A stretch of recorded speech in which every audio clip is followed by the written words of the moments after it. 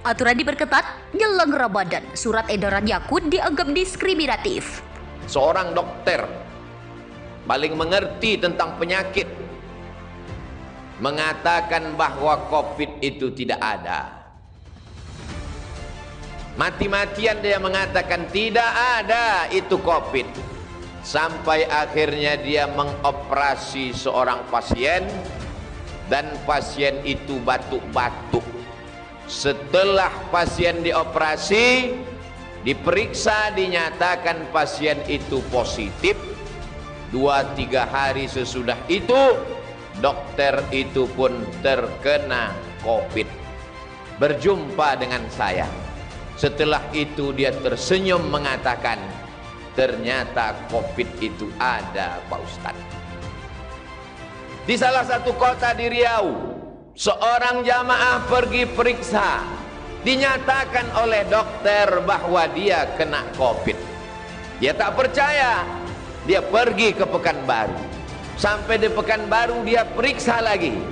Dokter di Pekanbaru mengatakan dia negatif, tidak kena COVID. Selama ini yang dia pahami ikhtilaf itu hanya di masjid saja. Ustadz ini mengatakan bid'ah, ustadz ini mengatakan sunnah.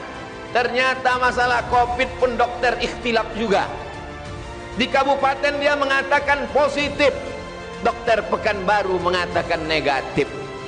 Dibawanya kertas dari Pekanbaru yang mengatakan negatif, dijumpainya dokter itu, ditumbuknya, ditinjunya dokter itu. Ternyata ada juga dokter yang bermain-main supaya bertambah anggaran. Berapa banyak pasien dinyatakan COVID, setelah dibawa ke rumah diperiksa ternyata negatif. Apa kesimpulan dari 3 cerita yang singkat ini? Bahwa COVID itu ada, tapi yang bermain-main dengan COVID karena ada kepentingan juga banyak. Maka kita mesti cerdas menyikapi ini, karena anggaran tentang masalah COVID ini besar. Celaka, laknat Allah terbesar bagi mereka yang berani mempermainkan umat. Sudah jatuh, ditimpa tangga, atap rumah pun tanggal.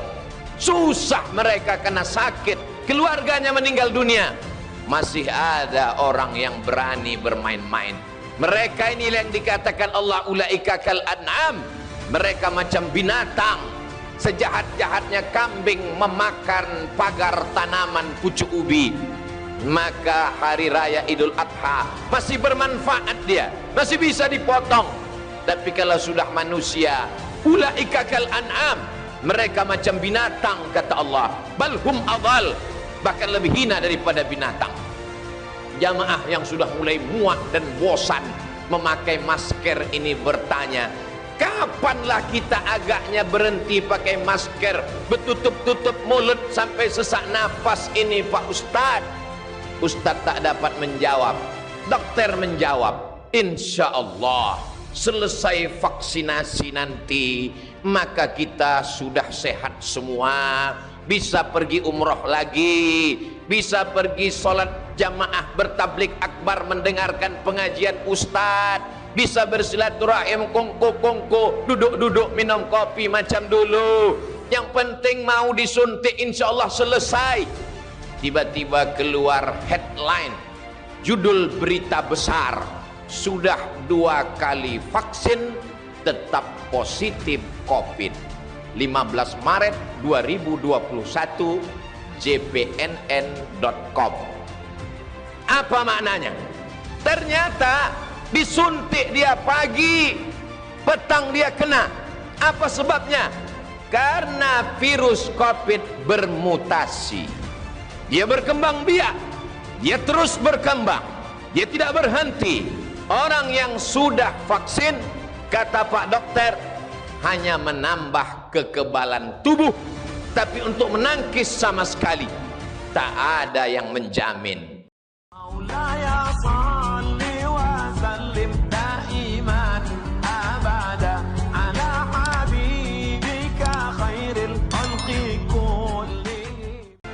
Pemerhati politik M. Rizal Fadila menganggap wajar surat edaran Menteri Agama nomor 4 tahun 2022 menimbulkan polemik di masyarakat.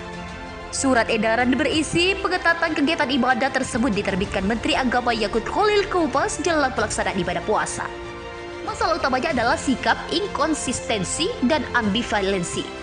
Baru saja perayaan Natal, Tahun Baru dan Imlek yang boleh diadakan secara meriah tanpa pembatasan yang ketat, justru di saat mendekati bulan Ramadan, pengaturan diperketat, kata Rizal pada Senin 7 Februari. Ia menilai perasaan keagamaan umat Islam diacak-acak oleh Yakut dengan sejumlah aturan dalam surat edaran tersebut. Surat edaran tersebut antara lain membuat aturan ibadah berjarak 1 meter, ceramah jajan 15 menit, khatib atau penceramah bermasker dan face shield, hingga larangan mengedarkan kotak amal. Kemudian surat edaran juga berisi imbauan jamaah usia 60 tahun ke atas untuk beribadah di rumah saja. Masjid dianggap sebagai tempat horor penyebar penyakit dan perenggut nyawa. Mendekat kepada Tuhan harus berjarak dengan menjauhkan kotak amal. Berbeda dengan pasar, mal dan tempat wisata, masjid adalah tempat paling menakutkan di mana ibadah seperti jalan dianggap sebagai jalan menuju penularan dan malapetaka, ujar Rizal. Pemerhati politik M. Rizal Fadila menganggap wajar surat edaran Menteri Agama nomor 4 tahun 2022 menimbulkan polemik di masyarakat. Surat edaran berisi pengetatan kegiatan ibadah tersebut diterbitkan Menteri Agama Yakut Khalil Komas jelang pelaksanaan ibadah puasa. Masalah utamanya adalah sikap inkonsistensi dan ambivalensi. Baru saja perayaan Natal, Tahun Baru dan Imlek yang boleh diadakan secara meriah tanpa pembatasan yang ketat, justru di saat mendekati bulan Ramadan, pengaturan diperketat, kata Rizal pada Senin 7 Februari. Ia menilai perasaan keagamaan umat Islam diacak-acak oleh Yakut dengan sejumlah aturan dalam surat edaran tersebut. Surat edaran tersebut antara lain membuat aturan ibadah berjarak 1 meter, ceramah jajan 15 menit, khatib atau penceramah bermasker dan face shield, hingga larangan mengedarkan kotak amal. Kemudian surat edaran juga berisi imbauan jamaah usia 60 tahun ke atas untuk beribadah di rumah saja.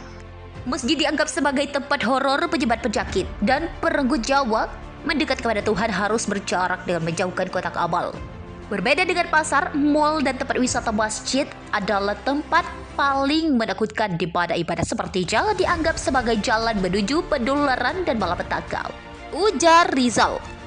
Pemerhati politik M. Rizal Fadila menganggap wajar surat edaran Menteri Agama nomor 4 tahun 2022 menimbulkan polemik di masyarakat. Surat edaran berisi pengetatan kegiatan ibadah tersebut diterbitkan Menteri Agama Yakut Khalil Komas jelang pelaksanaan ibadah puasa. Masalah utamanya adalah sikap